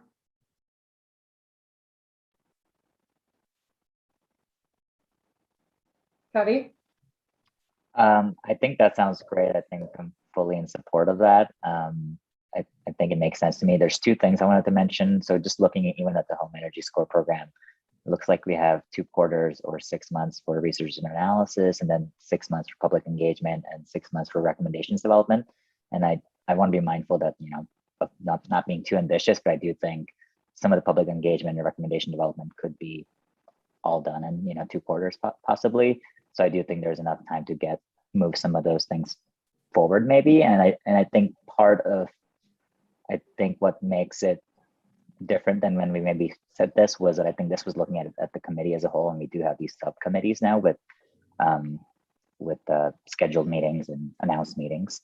So I think it's giving us more flexibility to move a little faster with the smaller groups. So I'm in support of doing that. So we are making one ask to council with 4 of the issues. Okay, and then another kind of clarification too, is just that, so we'll kind of do a bigger council decision later, but we do have the stewardship subcommittee, which we would want to be checking in with more frequently, probably on the specific topics. So what we were discussing earlier about the home energy score and whether we want to pursue a mandatory or a voluntary program for that, I would recommend that we actually go to the stewardship subcommittee to have a discussion specifically on that, really as soon as the subgroup feels ready to have that discussion, because if that way the council can say, yes, we want to do a mandatory program, which would then launch us into like an ordinance development. And then the public engagement part of that will depend on whether we're doing a mandatory program or a voluntary program. And same with some of the other topics. We'll want to check in with the council through the stewardship periodically on individual topics. And then that way, when you come at the end with the whole ask, it's not like one giant brand new ask. They've kind of been working on it through the stewardship subcommittee up until then.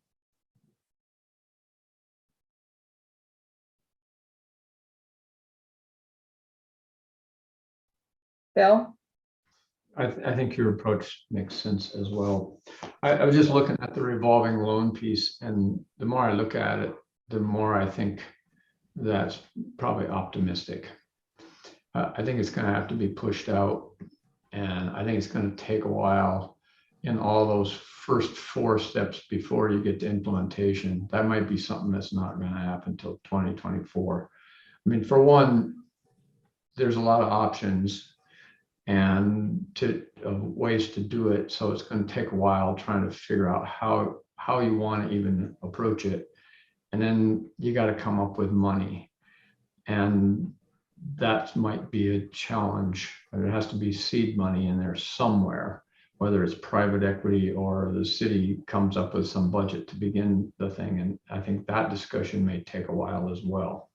So that whole thing to me seemed like, well, we've kind of pushed, we asked, I think reach code or revolving loan, and we decided reach code. So I don't think we're even going to get started with the research and analysis till after some of these other things are done, to be honest.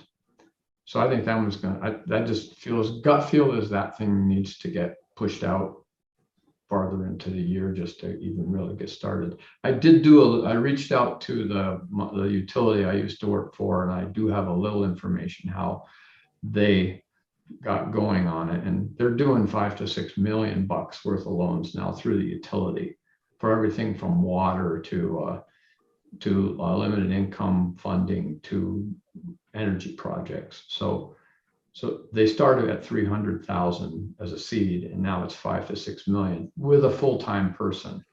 So there's kind of a benchmark place. So, and then I think Portland has a loan program. They seem like this is a long time ago, but they formed kind of a separate group to do that.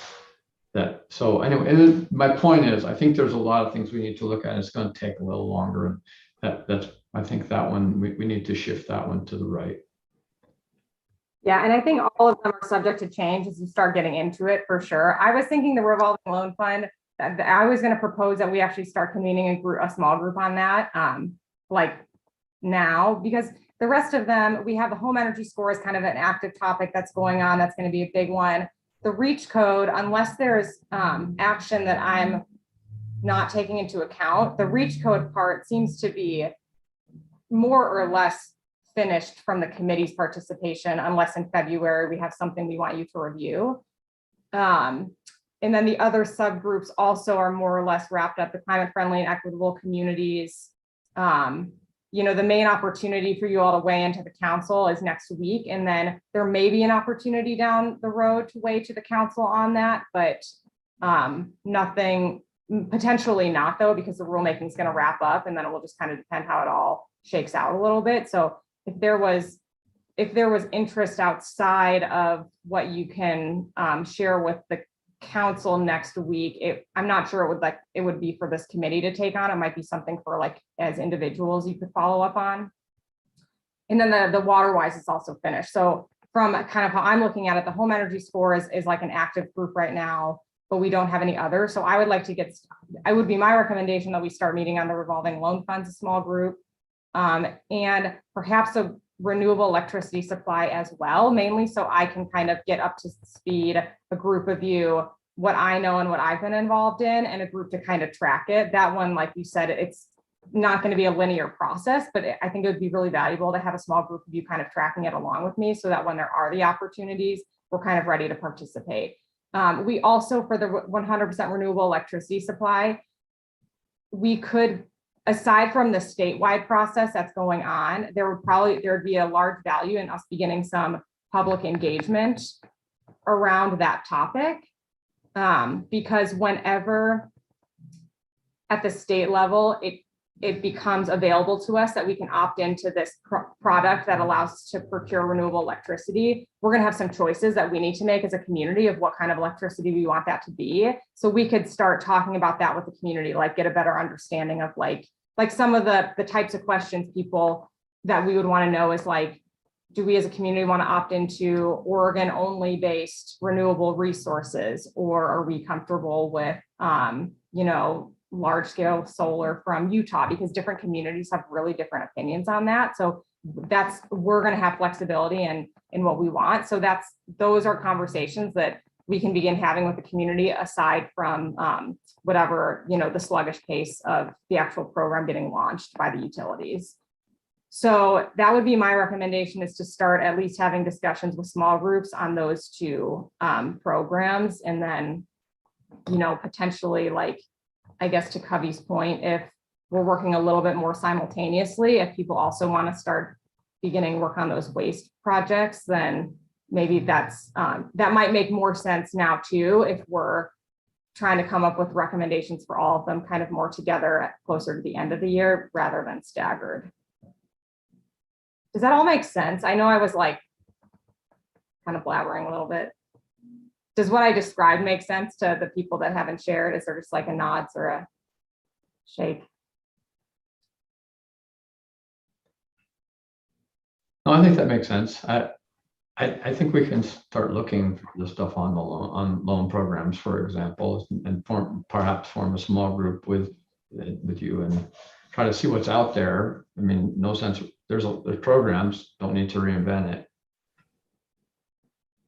Does anyone have any like alternative? Because I know that you all started these small groups, so I don't want to come in and just kind of co-opt the process that you guys were working on. Is there any different way that you all were thinking about moving forward with some of these other topics?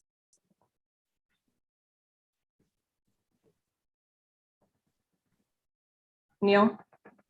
No, I don't think we updated you, but I think you kind of intuited what we had already been talking about with the revolving loan fund. Bill had already started to do a little bit of research, and it was going to be beginning the process as the availability of the team as the home energy score winds down, work. So I think that makes a lot of sense. And this was what I was hoping you might suggest.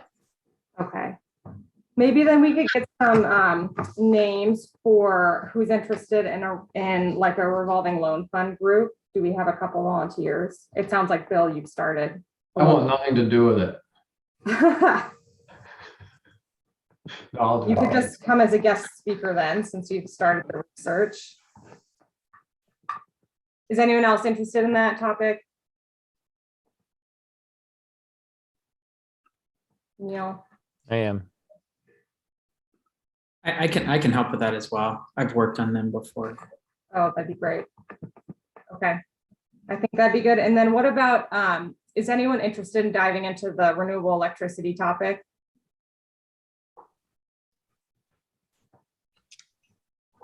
I hate to be in all of them, but I was interested in that, and I did reach out to Lindsay, but I think she was busy with other stuff. So I didn't ever go back. Okay. Yeah, I'm super interested in that topic. Okay. Would you be willing to meet on it a little bit then? Yeah. Okay. I don't think that one should evolve into a ton of additional work because of like how weird of one it is, but it would be good to at least start having some more focused discussions on it. That would be better for a small group to begin with. Okay, so we'll start with those. If any one of you is interested in, joining some of those conversations and you want to think about it, just let me know. And then I also want to, the next slide I have is just, this can kind of dive into agenda setting, which is the last agenda item, is some things that are going to need to be on your agenda for the next couple of months. So for I had a question mark around the reach code, but it kind of sounds like, Neil, correct me if I'm wrong, it sounds like we won't need to have a discussion on that other than maybe something super quick. Yeah, I'll just have an update because it'll be mid-session, but won't have, we shouldn't need to have a discussion, I don't think. Okay. And then we definitely want to come do a presentation and some Q&A on the EV readiness plan. So I think unless there's other priorities for February, we should, I think that would hopefully be able to fit into the agenda. And then we had a staff request come in to have a presentation and get some feedback from the committee on some tax incentive programs that they're developing for the core area. So with those tax incentive programs, we are wanting to create some criteria potentially around like energy efficiency or other environmental attributes to qualify for these incentives. And so the staff that are working on that wanted to come kind of share that project with you and then get some quick feedback. So that would be they said they need about 40 minutes of the agenda. So it'd be a pretty big agenda item, but it's definitely it's a good opportunity to kind of integrate some climate criteria into another staff project. And actually that project would helps to meet our CCAP strategies around developing incentives for energy efficiency. It's, it's kind of a limited program, limited to a certain area and certain building types, but it's, one incentive in that we can kind of begin with. So the other thing I was thinking is that perhaps we kind of had the discussion, beginning of a discussion a little bit today, but because there's so much discussion, it might make sense to hold specific time for the home energy score topic. I don't know how the home energy score subgroup feels about that. If there's something more to talk about with the whole group now, or if we want to kind of meet as a small group to just regroup a little bit after the guest presentations. My personal opinion, and not to speak for the whole group, but I do feel that we should probably kind of just recap, even though we did that a little bit today, but kind of reassess, with the information we found today and what potential next steps would be in terms of other stakeholders or other research with cities, or what that might look like. I think there is more to at least talk through and potentially plan out. Okay, and I'd like to, if I could meet with that group as well, I'd like to come up with like some kind of strategy and plan for bringing that discussion to council in the next to the council subcommittee in the next couple of months too. Kavi? So two things on that point. I'll be happy to meet again. I think one of my kind of questions as we consider implementing, and let me know if my earbuds die, they're about to. But one of the things I would like to get more clarity on in terms of implementation, I know I'm the one person who keeps kind of coming back to, not necessarily seeing it in this dualistic mandatory versus voluntary, even though if we do choose mandatory, I think that makes sense. But I do want to know what other options we have in terms of incentivizing it from a city level.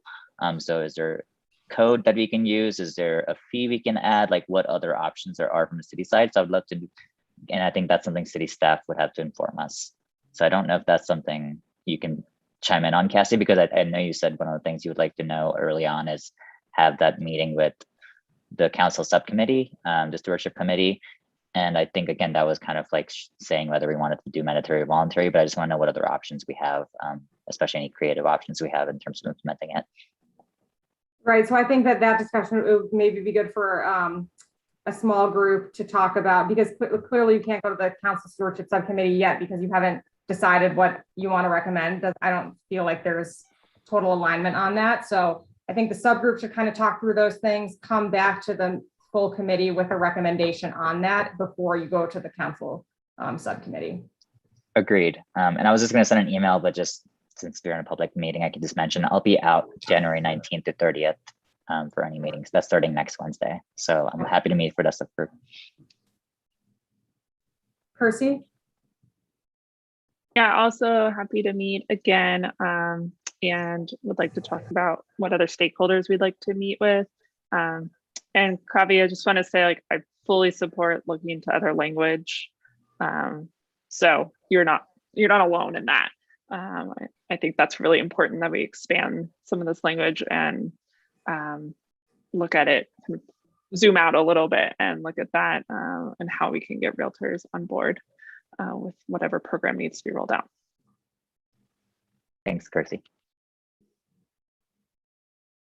Okay, and then so maybe in February have a home energy score discussion, maybe, but maybe not. Maybe it's still just a subgroup meeting before we have discussion with the full group. And then I listed this next box as just topics that we'll continue to explore. I said from March probably through mid-year, which would be continuing the home energy score, starting to talk about the revolving loan fund, the EV readiness plan. We'll come back at least one additional time after February. And then we have another project about this alternatives analysis we're doing for our hauled waste and whether we can generate some clean energy out of our some of our hauled waste in our community. So that's a project that also got started in the last 2 months that we are going to want some to update and also get feedback from the committee on. So I was targeting that for like March-ish to probably the March meeting to do an update to the committee. So that's just to kind of put out there for you all what I see as kind of some of the, I guess what I recommend as agenda items for you based on kind of where things are at. But then I'll turn it back over to the chair and vice chair for actually confirming, doing the agenda setting and confirming. And if you guys want to discuss different bike rack topics or something as well, that's okay too.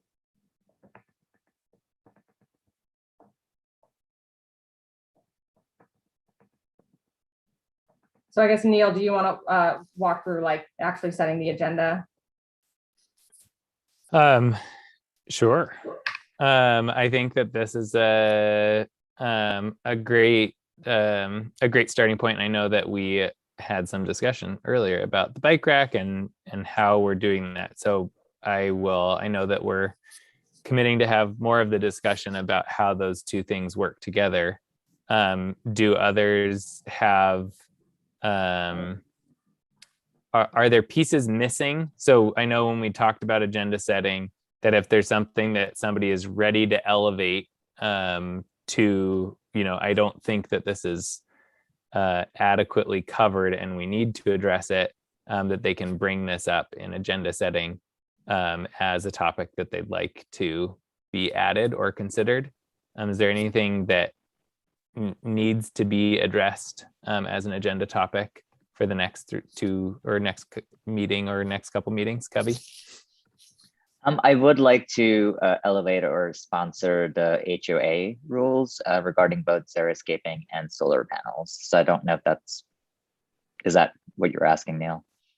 Yeah, and is that something that you are wanting to I know because we don't actually have a process. Is that something that you're wanting to kind of sponsor and dig into, or is that something that you want or need on the next agenda? I would have to dig in more before I think I add it to the next agenda in terms of presenting anything. But one question I do have is I think I would need city staff input to know what is possible or not in terms of HOA rules. Is that something I should just do independently? Through Cassie? You can email me and we can talk about it. I know I probably defer Mary to the legal team on that because I think I even saw in an email recently about it. I know Ian wrote some stuff about it, but yeah, so we can touch base with the legal team about that. Okay. So I know that we'll further clarify that process, but I imagine something like this is a potential process for, I'm willing to take on these topics, I'm going to dive in, and then I'm going to either develop or, be ready for, kind of make a case for this is what I think should come to the committee because it's a baked idea or a more baked idea. Did you have a follow-up on that, Covey? I did. Yeah, go ahead. So I would love to add to the agenda for next meeting. I don't know if this is already something we decided we are, but the bike rack process part of it that we've talked about.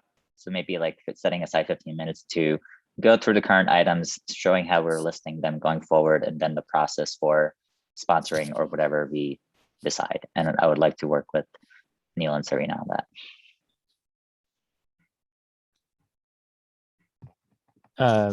Is that kind of what you had already, or does that line up with what you were thinking too, Serena? I know that okay.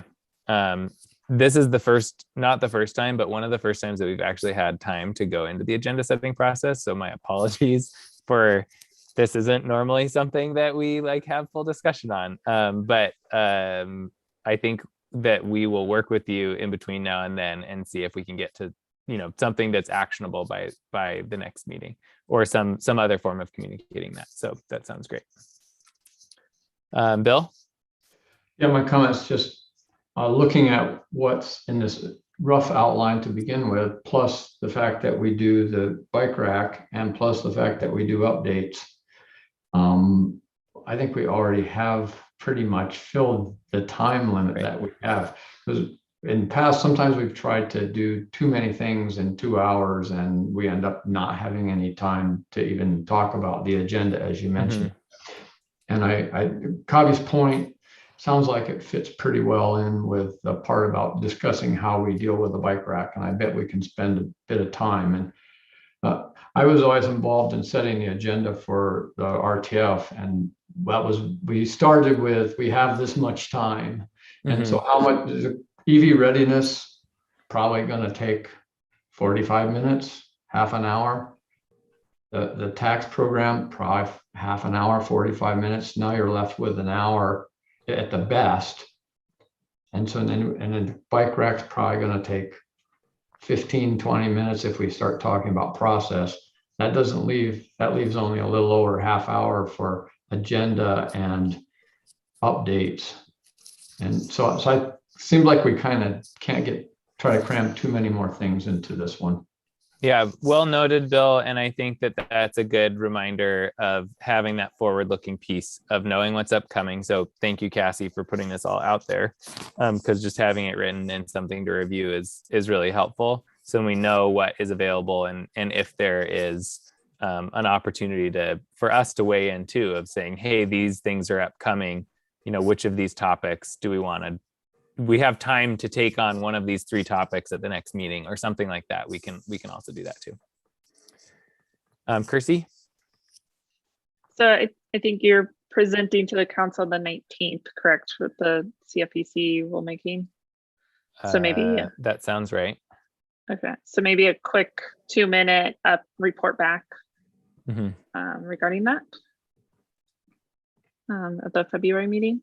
Yeah, that sounds great. All right. Is there anything else for the good of the order? We do have 7 minutes left. That's a first. We don't know what to do with time. Well, I'm sure that we've cumulatively gone way more over than 7 minutes over this time. Mark, you unmuted yourself. Did you have a?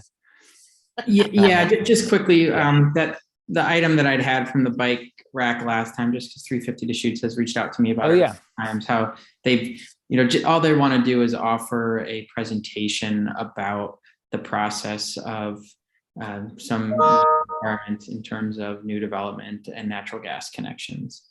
So I don't think that really needs much other than saying we'd like to have that, and they'd love to have it open to city staff and council members and the like as well. So, I'm happy to help coordinate with that. I think that's a pretty minor item, just finding an hour that's relatively efficient for people.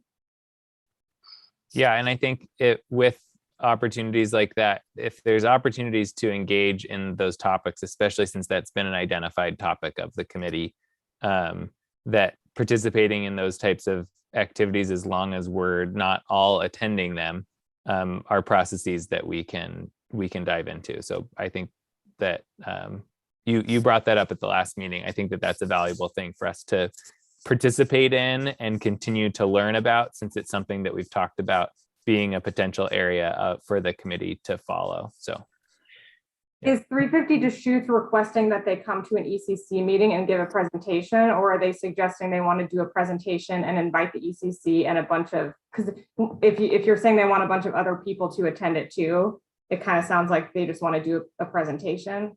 Yeah.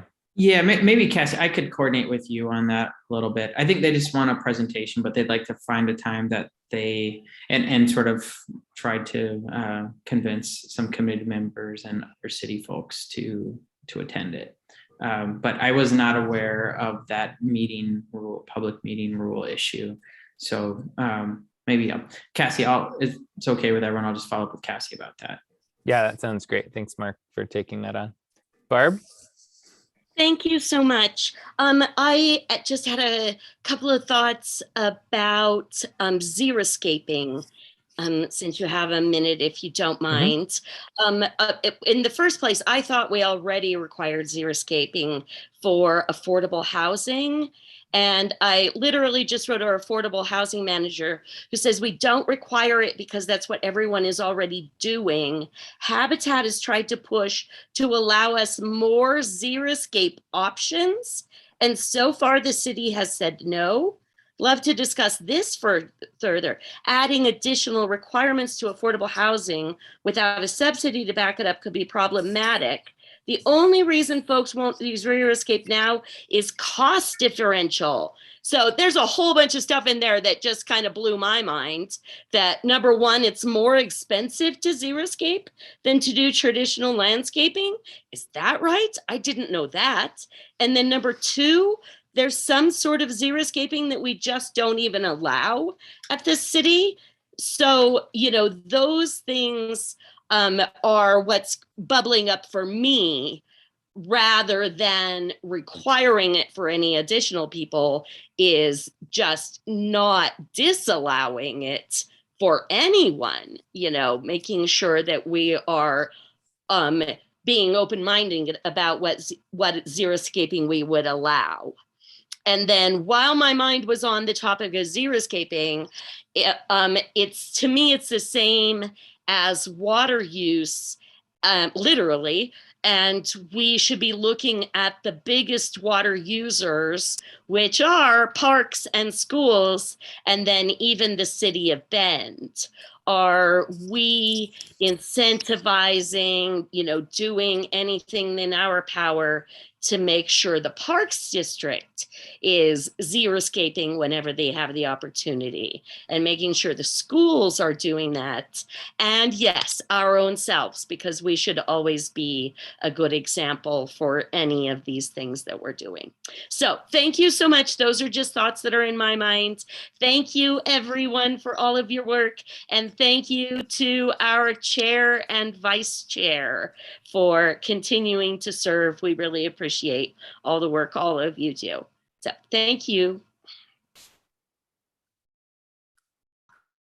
Thanks, Barb. Yeah, I know that those some of those xeriscaping topics have come up in some public comments as well, and I personally hope that that there can be an opportunity to dive into and get kind of a breadth of understanding on that through the technical advisory committee that from the waterways groups. I think that hopefully will be a good opportunity for at least starting that conversation there.